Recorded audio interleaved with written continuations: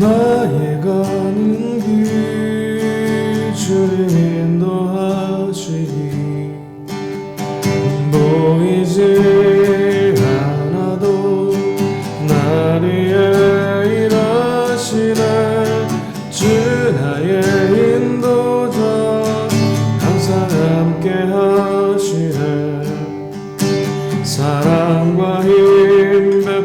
부시며 인도하시네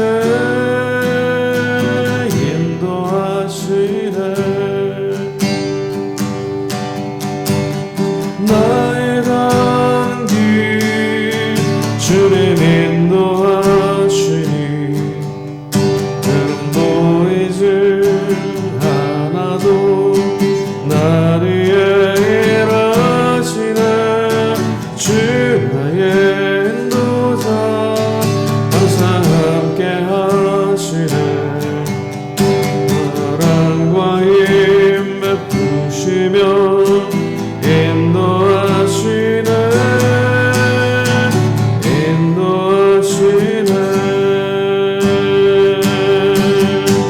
광야의 길을 만드시고 날 인도해 사막의 강 만드신 것 보라 하늘과 땅 변해도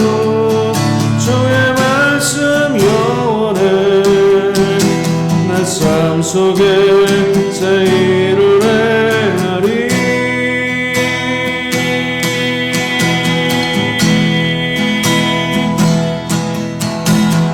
나의 가는 길 주님 인도하시네 그는 보이지 않아도 날 위해 일하시네 주 나의 인도자 항상 함께 하시네 사랑과 힘 베푸시며 인도하시네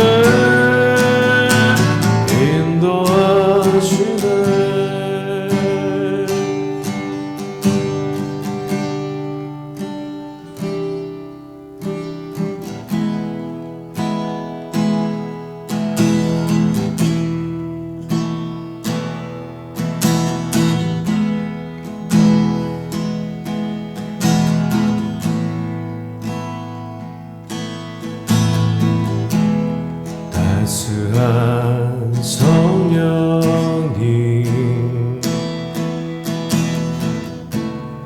이름으로 보내 내 몸을 감싸며 주어지는 평안함 만족함을 느끼네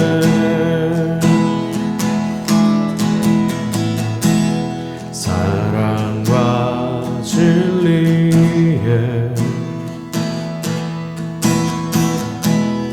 안주기 빛보내 내 몸을 감싸며 주어지는 평안함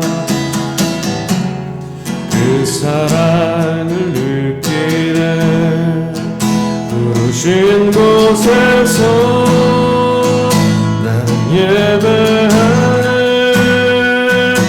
어떤 상황에도 나는 예배하네 부르신 곳에서 나는 예배하네 어떤 상황에도 나는 예배하네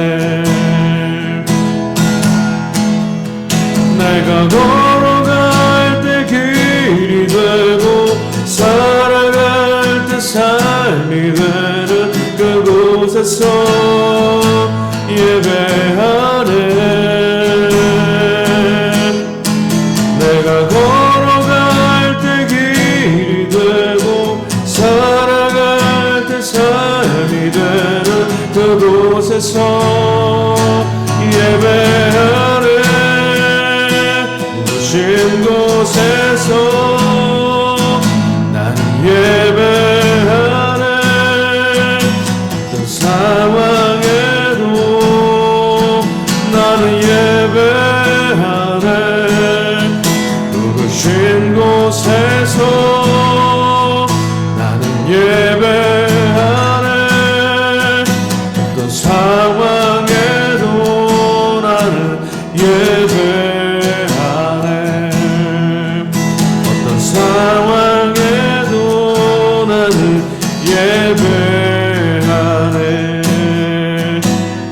상황에도 나는 예배하네.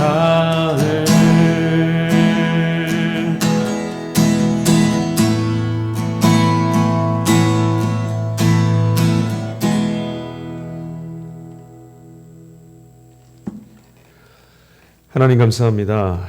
오늘 함께 찬양했던 것처럼 주께서 부르시는 그곳에서 우리의 걸음이 닿은 그곳까지 주님이 우리를 이끌어 주시고 인도해 주시며 하나님의 놀라운 복음과 하나님의 영광을 위하여서 이 걸음을 이끌어 주실 줄 믿고 감사하며 주 앞에 나갑니다. 말씀을 들을 때 그 말씀이 우리 안에서 역사해서 주의 부르심 가운데 힘차게 달려갈 수 있는 좌로나 우로나 흔들리지 않고 표대를 향하여 달려가는 이들처럼 하나님 앞에 온전함으로 달려가는 우리의 걸음이 될 수 있도록 우리의 마음과 믿음과 삶을 또 우리의 믿음을 주님 붙들어 주시옵소서. 오늘 함께 말씀을 나눕니다. 바울 사도를 통해서 2000년 전에 주어졌던 이 복음의 말씀이 오늘도 우리 안에서 꿈틀대며 역사하여 하나님 말씀을 향해서 그들과 동일한 걸음으로 믿음의 한 걸음을 순전하게 걸어가는 우리가 되게 하여 주시옵소서. 은혜 베풀어 주실 주님을 믿사오며 거룩하신 예수 그리스도 이름으로 감사하며 기도하였습니다. 아멘. 하나님 말씀을 함께 나누도록 하겠습니다. 오늘 우리에게 주신 하나님 말씀은 신약성경 로마서 15장 14절부터 21절까지 말씀입니다. 신약성경 로마서 15장 14절에서 21절까지 말씀을 우리 함께 봉독하겠습니다. 같이 읽겠습니다. 내 형제들아 너희가 스스로 선함이 가득하고 모든 지식이 차서 능히 서로 권하는 자임을 나도 확신하노라. 그러나 내가 너희로 다시 생각나게 하려고 하나님께서 내게 주신 은혜로 말미암아 더욱 담대히 대략 너희에게 썼노니 이 은혜는 곧 나로 이방인을 위하여 그리스도 예수의 일꾼이 되어 하나님의 복음의 제사장 직분을 하게 하사 이방인을 제물로 드리는 것이 성령 안에서 거룩하게 되어 받으실 만하게 하려 하심이라. 그러므로 내가 그리스도 예수 안에서 하나님의 일에 대하여 자랑하는 것이 있거니와 그리스도께서 이방인들을 순종하게 하기 위하여 나를 통하여 역사하신 것 외에는 내가 감히 말하지 아니하노라. 이 일은 말과 행위로 표적과 기사의 능력으로 성령의 능력으로 이루어졌으며 그리하여 내가 예루살렘으로부터 두루 행하여 일루리곤까지 그리스도의 복음을 편만하게 전하였노라. 또 내가 그리스도의 이름을 부르는 곳에는 복음을 전하지 않기를 힘썼노니 이는 남의 터 위에 건축하지 아니하려 함이라. 기록된 바 주의 소식을 받지 못한 자들이 볼 것이요 듣지 못하는 자들이 깨달으리라 함과 같으니라. 아멘. 참 좋으신 주님의 은총과 평화가 우리 가운데 늘 함께 계시기를 주의 이름으로 간절히 축원합니다. 바울의 서신서 로마서가 이제 다 끝나갑니다. 이 긴 편지에 끝나가는 대목에서 오늘 바울 사도는 자신의 사도로서의 정체성에 관해서 지금 언급하고 있습니다. 본래 바울은 예수님이 직접 부르셨던 12사도들 그들과는 달리 초기 기독교 공동체를 억압하고 박해하고 핍박하다가 회심하고 돌아왔던 사람이기 때문에 그의 사도성, 주님으로부터의 부르심에 관해서 의심을 많이 하게 됩니다. 다메섹 도상의 체험, 그리고 그 이후에 아라비아 사막으로 건너가서 자기 장신을 성찰하고 하나님의 부르심을 확인하는 시기를 거친 이후에 그는 자신에게 하나님이 부르신, 주께서 부르신 사도성을 확인할 수 있었습니다. 하지만 자기 자신은 그런 확신과 믿음 안에 있었을지 몰라도 다른 사람들도 흔쾌히 그 바울의 사도성을 인정해 준 것은 아니었습니다. 오히려 바울이 가는 곳곳마다 갈등이 많았다라는 것을 우리는 서신서 안에서 읽게 됩니다. 하지만 그는 그런 곤란한 상황에도 개의치 않고 다른 그 어떤 사도들보다 훨씬 더 역동적으로 사도로서의 직임, 복음을 전하고 증거하는 일에 앞장섰습니다. 그런 면에서 본다면 교회 안에 있는 모든 직제라는 것이 외형적인 조건이나 형식보다는 그 안에 담겨있는 내용에 의해서 결정돼야 된다고 보는 것이 타당해 보입니다. 말하자면 목사나 장로 이런 외형적인 직책보다는 이것을 수행하는 행위, 그의 진정성이 훨씬 더 중요하다는 것을 뜻합니다. 이것을 성경이 말하는 카리스마, 즉 은사의 원리라고 부를 수 있습니다.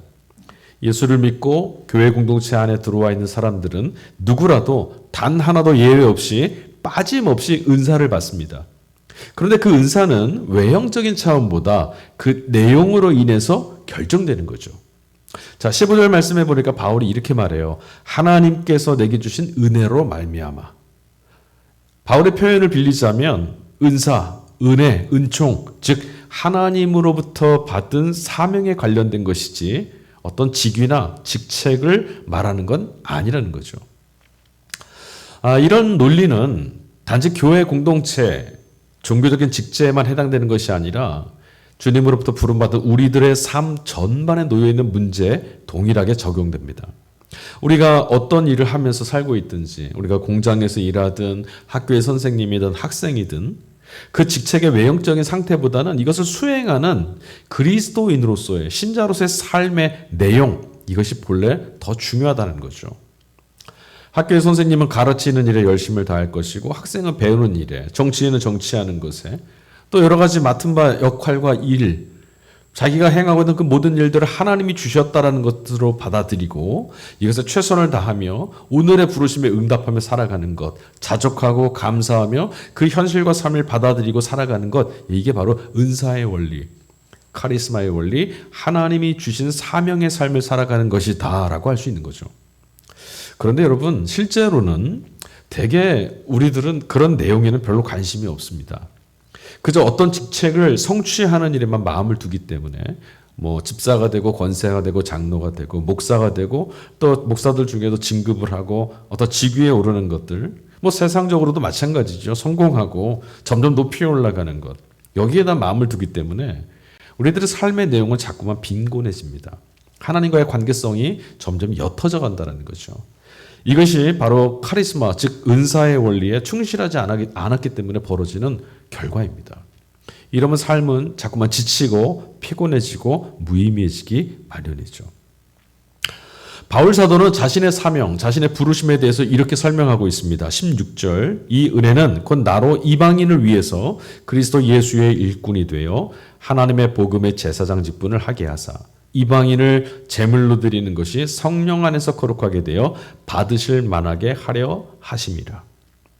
이 문장은 지금 바울의 개인적인 입장을 피력한 것만이 아니라 오늘 모든 교회, 모든 성도들 사명과 관련되고 연결됩니다. 여기에 우리가 관심을 기울여야 할 대목이 몇 가지가 있습니다. 바울이 말하는 이 고백 속에서 첫 번째, 바울이 지금 자신의 정체성을 이방인을 위한 일꾼으로 보았다라는 사실이 우리 눈에 들어오죠. 지금 우리 시각으로는 이런 바울의 생각은 너무나 당연하게, 너무나 마땅하게, 또 기쁘고 감사하게, 또 존경받을 만한 것처럼 보일지 모르지만 초기 기독교 그 환경 안에서는 이런 바울의 고백과 바울의 정체성은 쉽게 받아들이기 어려웠습니다. 사도행전의 보도들을 이렇게 읽다 보면 베드로 같은 사도는요, 이방인들과 접촉을 굉장히 꺼려하는 걸 우리가 봤잖아요. 만약 바울 같은 사람이 초기 기독교 공동체에 없었다면 기독교는 이방인에게 전해지지 못했을 것이고 이방인을 통해서 로마를 통해서 전 세계로 발전하지 못했을 겁니다. 그저 유대교의 한 분파로 그쳤을지도 모릅니다. 그런데 바울이 자신은 이방인을 위한 사도로 부르심을 받았다라는 이 확신을 가졌죠. 두 번째, 바울이 이 이방인들에 대해서 뭐라고 말하냐면 성령으로 인하여서 거룩해졌다라고 말합니다. 이것도 우리가 지금 읽기에는 너무나 마땅하고 자연스럽게 받아들이게 되죠. 하지만 이 말씀도 당시의 시대적 배경으로 본다면 바울의 이 고백은 잘 들리지 않았습니다. 거의 유대인 사도들, 그리고 유대인 기독교 지도자들, 이들이 주류로 활동하고 있던 그 당시에 바울이 말하는 이런 주장은요, 교회 안에서 탐탁하게 받아들일 수가 없었습니다. 이방인들을 유대인들은 전통적으로 어떻게 생각해 왔냐면 지옥의 불쏘시개를 사용하기 위해서 창조됐다. 하나님이 그렇게 만드셨다. 근데 이런 이방인들이 하나님의 거룩한 영과 연결된다라는 것은 그때 당시에 독실한 유대인들 입장에서는 결코 받아들일 수 없고 용납할 수도 없는 그런 생각이었어요. 바울의 이런 해석에 의해서 성령은 이스라엘의 민족을 뛰어넘어 모든 세계, 전 세계를 끌어안게 됩니다. 성령 하나님은, 우리 하나님께서 삼위일체 되시는 그 하나님은 세계 모두를 끌어안으시는 창조주 하나님이 되시는 거죠. 셋째, 바울의 직무는 하나님의 복음을 전하는 것이다 라고 하고 있습니다. 복음이라는 단어, 이 단어가 가지는 의미, 이미 이 단어 안에 이방인과 또 이스라엘, 유대인들 사이의 경계선은 다 무너지고 있다는 것을 우리는 알게 됩니다. 자, 복음이라는 뜻이 뭐죠? 헬라어로 유한게리온이라고 하는 이 단어는 기쁜 소식, 복된 소식입니다. 자, 기쁘고 복된 소식이라면 특정인에게만 해당될 수 있는 게 아니죠. 기독교 복음이 전하고 있는 이 모든 사람들에게, 이 복음을 듣는 모든 이들에게 기쁜 소식이기 때문에 복음이라고 하고 있어요. 자, 그렇다 보면 이제 바울이 말했던 이런 정체성에 관한 이 세 가지 논조를 우리가 살펴봤는데, 그러고 보면 오늘의 우리의 기독교, 우리의 신앙은 바울이 이야기했던 기독교와 좀 닮아있지 않은 것 같습니다. 우리는 이 복음의 지평을 자꾸자꾸 깊게, 더 넓게 이게 발굴해내고 길어내고 확산시키는 것이 아니라 이 복음을 자꾸만 폐쇄시키고 짜부러들게 만드는 것은 아닌가 싶을 때가 참 많습니다. 이런 현상이 나타나는 것이 크게 첫 번째, 복음을 무슨 종교적 의무사항으로 생각하는 경우. 그래서 복음이 하나님에 의해서 용납되는 놀라운 구원 사건, 생명 사건이라고 하는 이런 차원에서 보지 않고 그냥 개개인이 도덕적으로, 윤리적으로, 종교적으로 답습하고 또 그렇게 생활하는 어떤 의무사항 정도로 생각한다는 거예요. 또 다른 하나, 복음을 자꾸만 너무나 추상화한다는 것도 문제입니다. 복음을 폐쇄적으로 자꾸 생각해서 종교적 의무사항으로 생각하게 되면요, 복음은 기쁘지가 않습니다. 자유하지가 않아요. 복음은 자꾸만 무거워지고 말은 이름은 복음인데 자꾸만 힘겨운 어떤 것으로 여겨집니다. 또 복음을 자꾸만 추상화하게 되면요, 복음이 너무나 값싸집니다. 아무것도 아닌 공허한 것이 되고 만다는 거죠. 오늘 교회에 나오는 우리 그리스도인들, 복음과의 만남을 통해서 삶과 역사에 대해서, 생명에 대해서 훨씬 더 진지해지고 자기 욕망으로부터 그렇게 자신을 끌어내리는, 죽음으로 끌어내리는 이런 욕망으로부터 자유로워지고 있는 경험을 하고 있는지 우리 이것을 좀 확인해 봐야 됩니다. 그런데 안타깝지만 대부분의 경우는 그 반대로 작동하는 것 같아요. 예수를 믿고 복음을 가시면 욕망으로부터 자유로워져야 되는데, 다시 말하면 이것 있어도 그만이고 없어도 괜찮습니다. 가진 사람을 보고 비굴해지지 않고요, 갖지 못한 자들 앞에서 우쭐거리지도 않습니다. 모두가 다 한 하나님 안에서 생명을 누리고 복음에 참여했다는 것만으로도 가슴이 벅차오르는 삶을 사는 거죠. 이 복음에 관한 문제, 율법과 복음이라고 하는 이 로마서 전체의 주제에 속하고 있기 때문에 이 복음에 관한 이야기들을 우리 가벼이 넘겨서는 안 됩니다. 복음을 우리는 너무나 잘 알고 있다 생각하고요, 예수 믿고 천국 간다라고 생각하는데, 이 복음은 이것보다 훨씬 더 깊은 내용을 담고 있거든요. 많은 경우에 사람들은 복음을 교리적 수준에서만 이해하고 그칩니다. 그래서 이 영적인 풍요로움, 복음이 우리에게 가져다주는 능력과 복음이 우리 삶 가운데에 절망과 질시와 염려와 근심으로도 길어올리는, 구원해내는 하나님의 능력으로서 경험하는 일들은 거의 없는 것 같아요.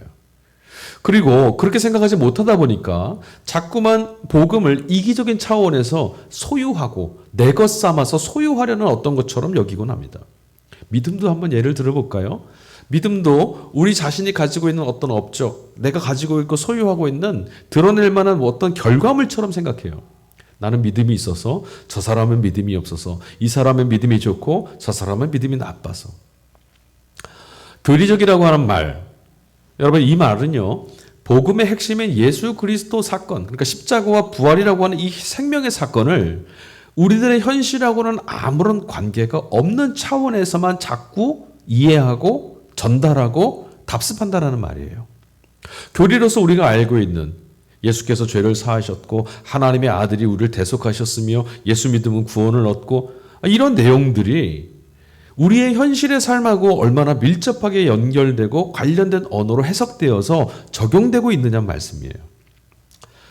예수님이 우리의 구원자이시란 말은 우리 다 알고 있습니다. 그럼 예수님이 모든 왕 중의 왕이시고 구원의 구원이시라면, 그만이 우리의 참된 구원자이시라면, 여러분 우리들의 모든 삶의 영역에서 예수님은 우리의 구원이시다라는 게 경험돼야 돼요.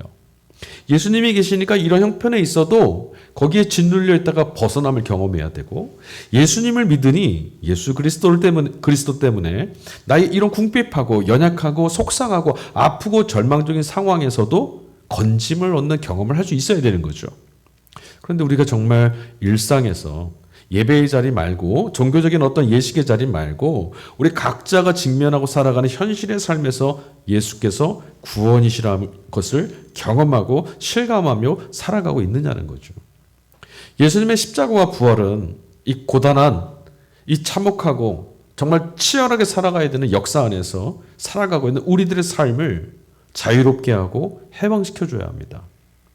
그렇지 않다면 예수가 구원자이십니다라고 하는 이런 고백은 그냥 교리적 차원에서만 멈추고 마는 거죠.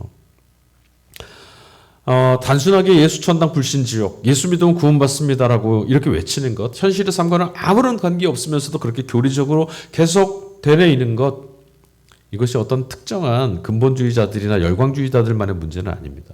우리 모두가 복음을 이렇게 오용할 때가 참 많다라는 거죠.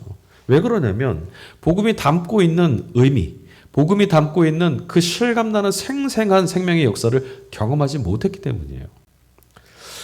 복음이 자꾸만 이기적으로 오용된다라는 말은 예수 그리스도의 구원 사건이 마치 콘서트장, 어떤 곳에 들어가는 입장권을 얻는 것처럼, 그러니까 천국행 티켓을 가진 것처럼 생각한다라는 말씀이에요. 티켓을 가진 사람, 또 갖지 못한 사람 모두 다 들어갈 수 있게 된다면 여러분 어떻습니까? 여러분께서 지금 어떤 특정한 콘서트장에 가시게 된 티켓을 갖게 됐어요. 얼마나 기쁘시겠습니까?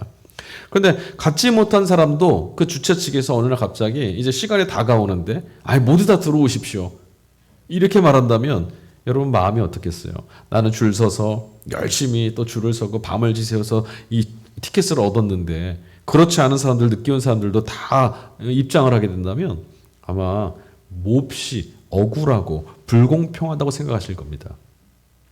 복음이 이처럼 종교적인 이기심, 나는 이 정도 했으니까 얻는 거야, 그리고 당신은 이런 복음을 얻지 못했어, 이런 티켓을 갖지 못했어라고 하는 이기심을 부추기는 도구로 사용된다면 여러분 우리에게는 복음이라고 말할 수 있겠지만 그 순간 복음은 인간에게, 모든 인류에게 기쁘고 복된 소식일 수가 없어요. 그렇지 않습니까?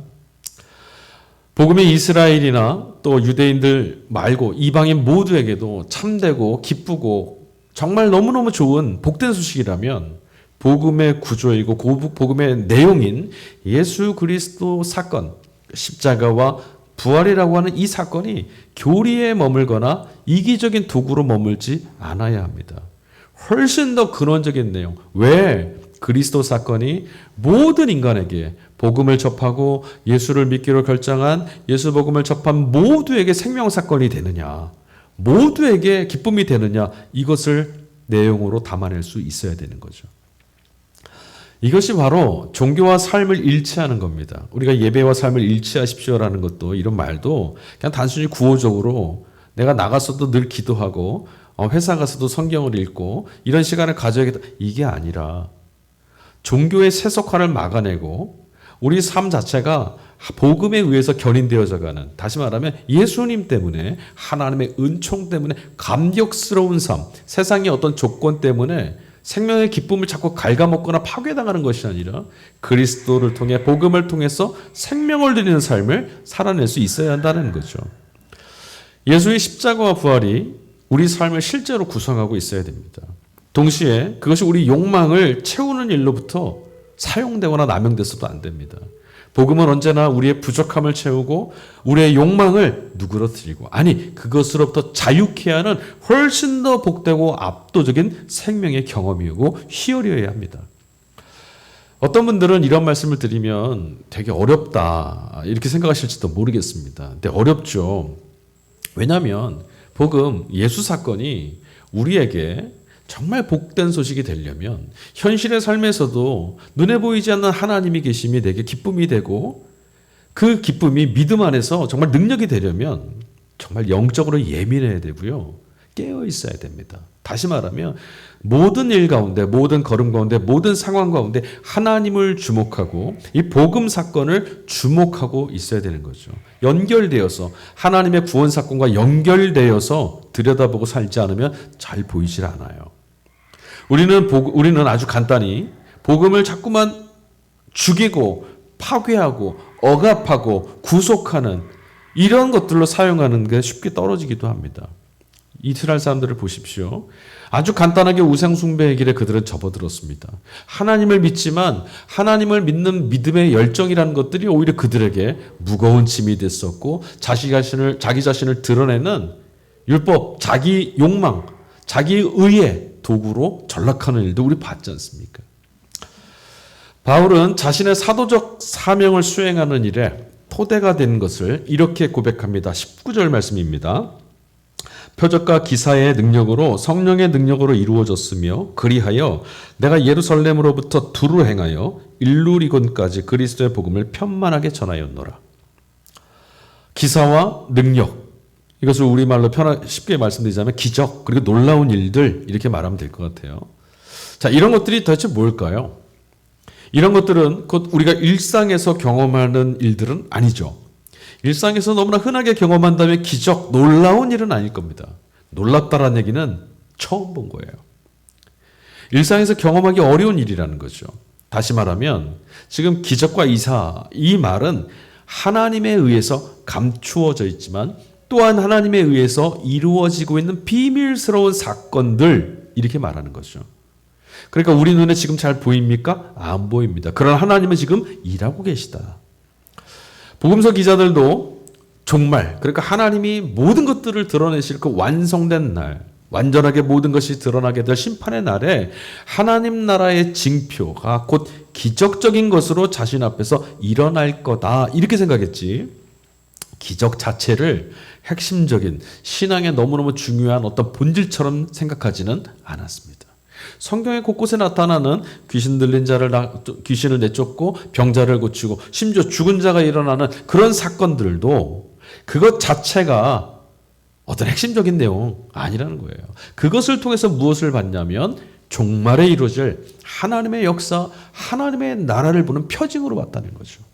심지어 여러분, 초기 교회 공동체는 그리스도이신 예수님을 하나님의 아들이라고 믿게 된 까닭이, 근원적인 사건이 뭐냐면 예수 그리스도 안에서 그의 십자가 부활이라고 하는 그 전 삶을 통해 하나님을 보게 됐다는 것.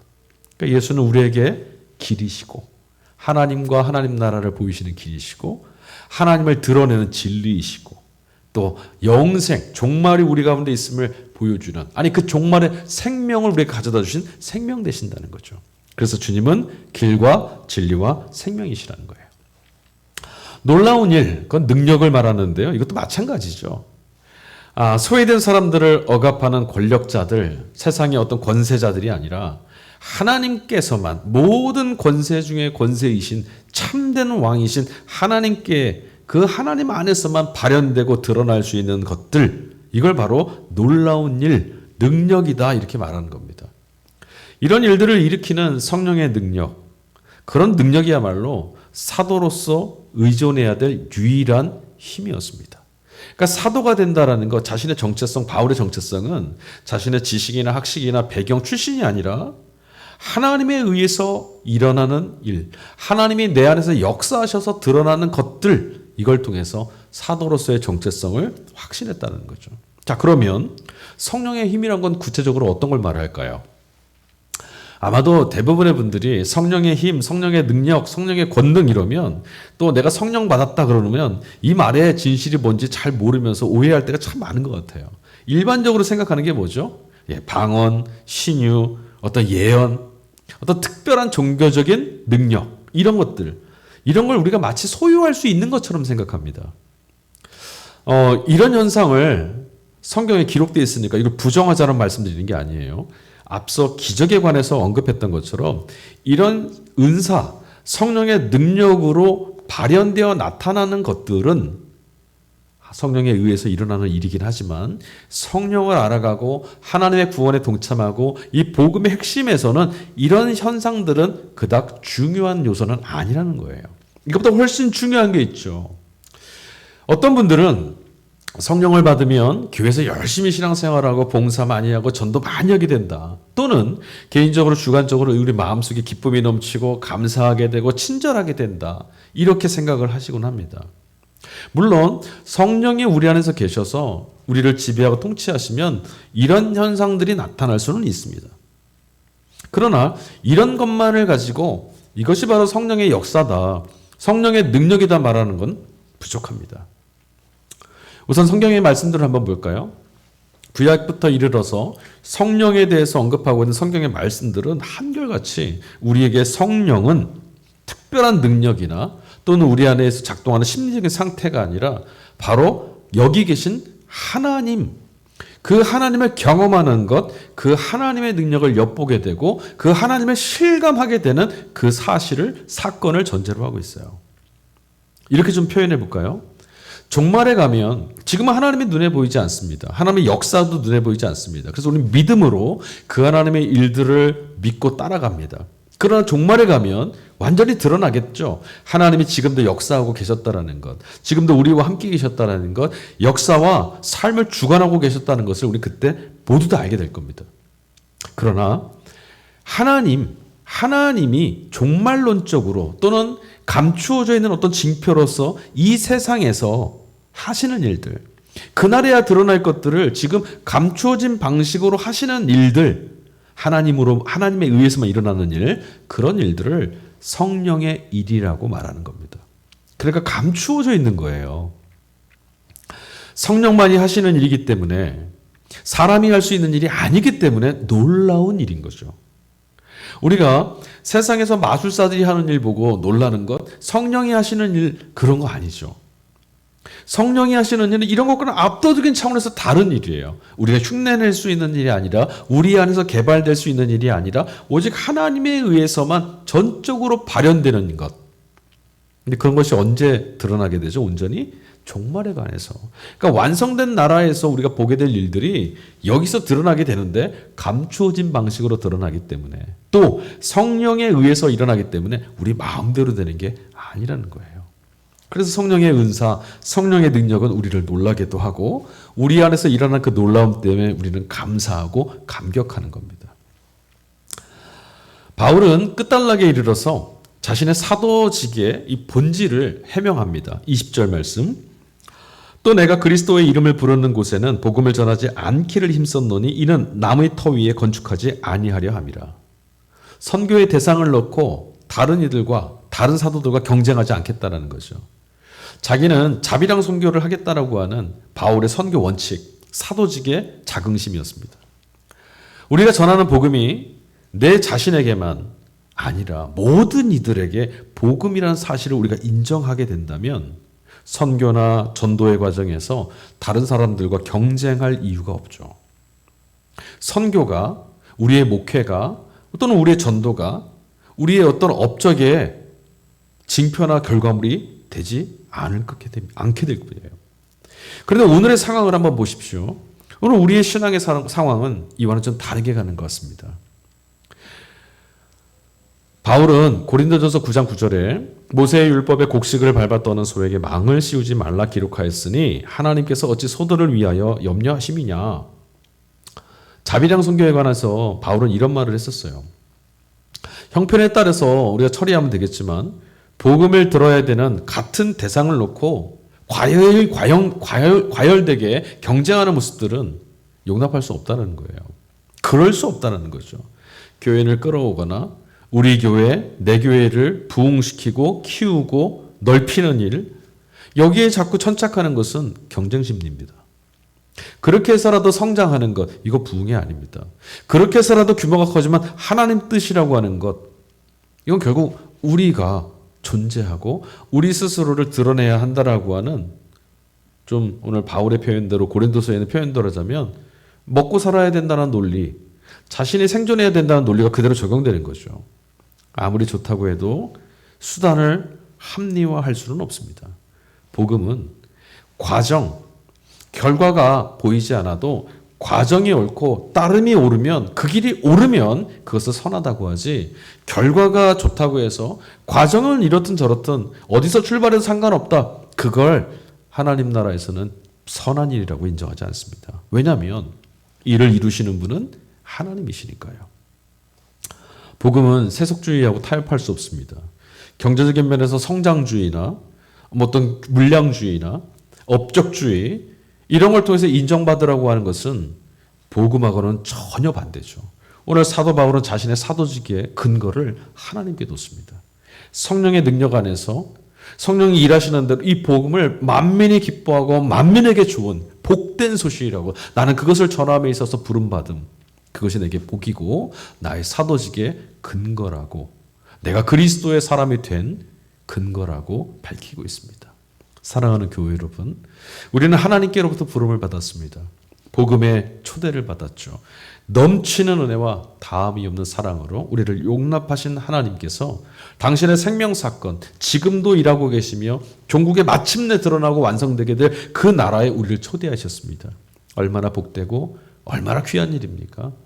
그분에게 부름을 받았기에, 우리도 그 부르심의 초대를 받았기에 기쁘고 감사한 마음으로 삶을 길어 올리고, 그런 삶을 또 누군가에게 전하고 그 복된 걸음으로 초대하는 것, 저와 여러분들은 모두 다 하나님이 부르신 사명자로서 오늘 이 시대를 살고 있다는 사실을 잊지 마시고, 우리 안에서 우리가 사명으로 살아갈 수 있도록 도우시고 우리의 능력이 되시며 우리의 근거가 되시는 성령, 그분이 역사하고 있다는 사실을 놓치지 마시며 그분께 의존하여서 오늘도 주님에 의해서 사용되는, 주님이 일하시는데 사용되는 아름답고 귀한 하나님의 선한 도구가 될 수 있기를 주 예수 그리스도의 이름으로 간절히 축원합니다. 아멘.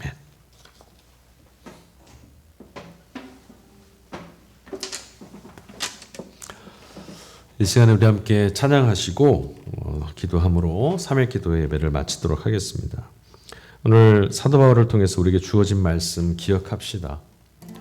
사도 바울은 전적으로 복음의 사람이었습니다. 하나님이 행하신 일들 때문에 감격했고 하나님이 행하신 일들 때문에 기쁨이 넘쳤습니다. 자신의 모든 삶을 아무도 인정해주지 않아도 주께서 부르셨다는 것에 기뻐했고 주님에 의해서 걸어갈 수 있는 것을 감사했습니다. 그는 자신의 이름이 지워지더라도 하나님의 영광이 드러나 그 영광 가운데 초대받은 이들의 삶이 구원에 이르게 된다면 그것으로 감사했습니다.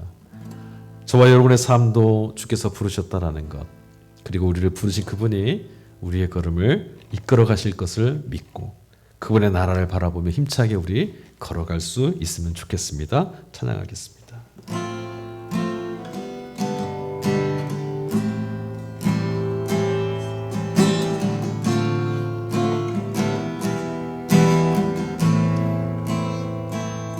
주님이 홀로 가신 그 길 나도 따라가오.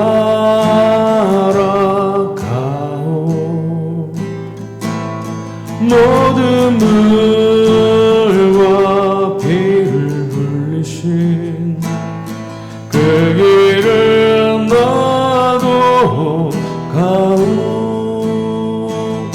험한 산도 나는 괜찮소.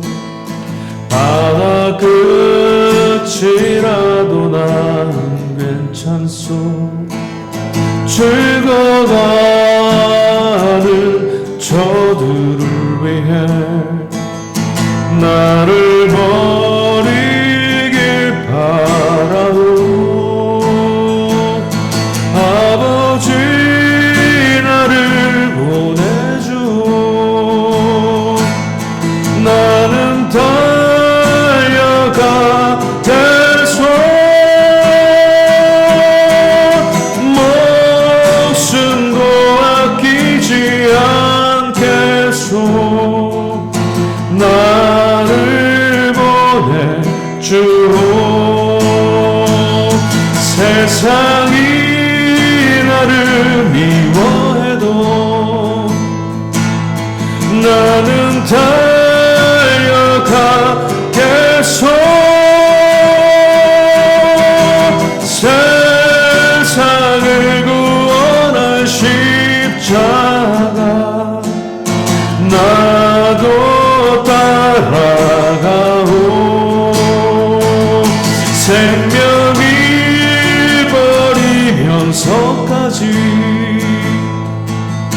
나를 사랑한 당신 이 작은 나를 받아주고 나도 사랑하오 나도 사랑하오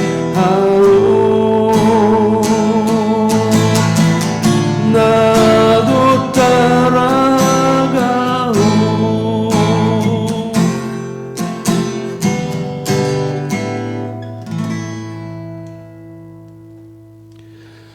하나님 감사합니다. 오늘도 사도 바울을 통하여서 하나님의 부르심에 감격했고 그 부르심에 응답하며 달려갔던 그의 믿음의 삶을 엿보게 해주셔서 감사합니다.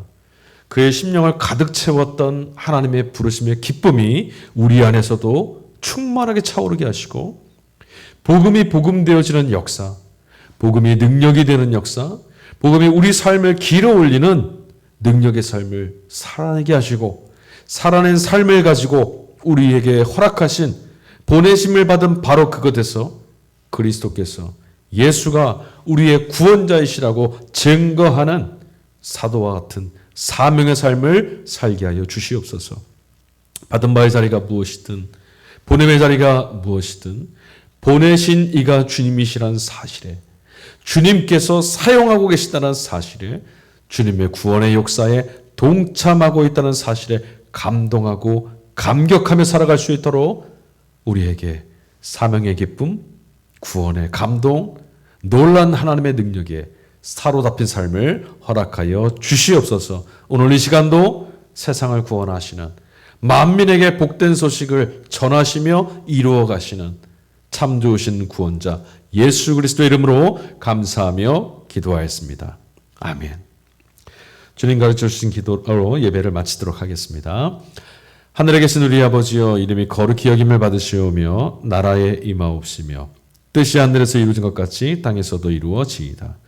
오늘날 우리에게 일용할 양식을 주옵시고 우리가 우리에게 죄 지은 자를 사해 준 것 같이 우리 죄를 사해 주옵시고 우리를 시험에 들게 하지 마옵시며 다만 악에서 구하옵소서. 대개 나라와 권세와 영광이 아버지께 영원히 있사옵나이다. 아멘.